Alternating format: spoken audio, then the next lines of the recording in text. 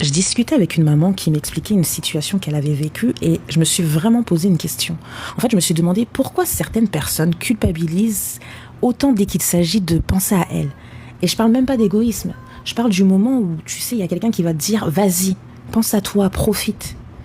En fait, ce qu'elle m'expliquait, cette maman, c'est que pour la fête des mères, son mari lui a donné 500 $ et lui a dit « Bon, aujourd'hui, c'est ta journée, fais-toi plaisir ».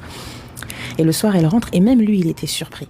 Parce que quand elle arrive avec une batterie de cuisine. Et franchement, c'est même pas la batterie de cuisine le problème. Parce que si ça lui faisait réellement plaisir, c'était top.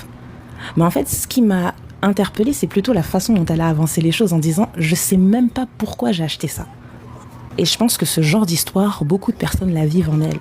Parce qu'en réalité, combien de personnes sont incapables de recevoir sans ressentir une certaine gêne ? Combien de personnes autour de vous, par exemple, s'excusent presque quand vous leur offrez un cadeau ?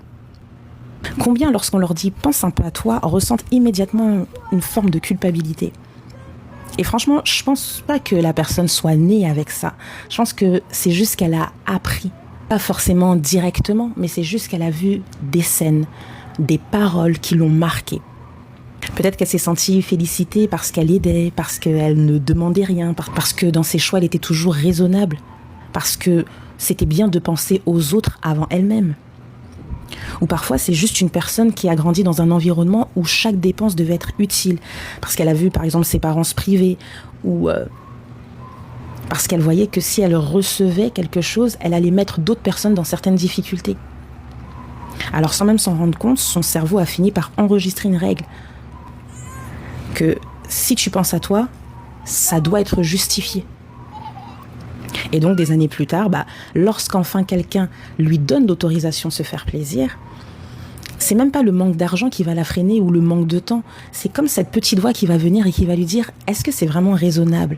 Est-ce qu'il n'y a pas quelque chose de plus utile à faire avec ça ?» Alors franchement, je suis curieuse de vous lire et je vous demande réellement, si quelqu'un vous donne aujourd'hui 500 $ avec pour seule consigne « Dépense-les uniquement pour te faire plaisir », est-ce que vous sauriez immédiatement quoi acheter ? Ou est-ce qu'il n'y aurait pas une partie de vous qui commencerait directement à chercher quelque chose d'utile, de justifiable ?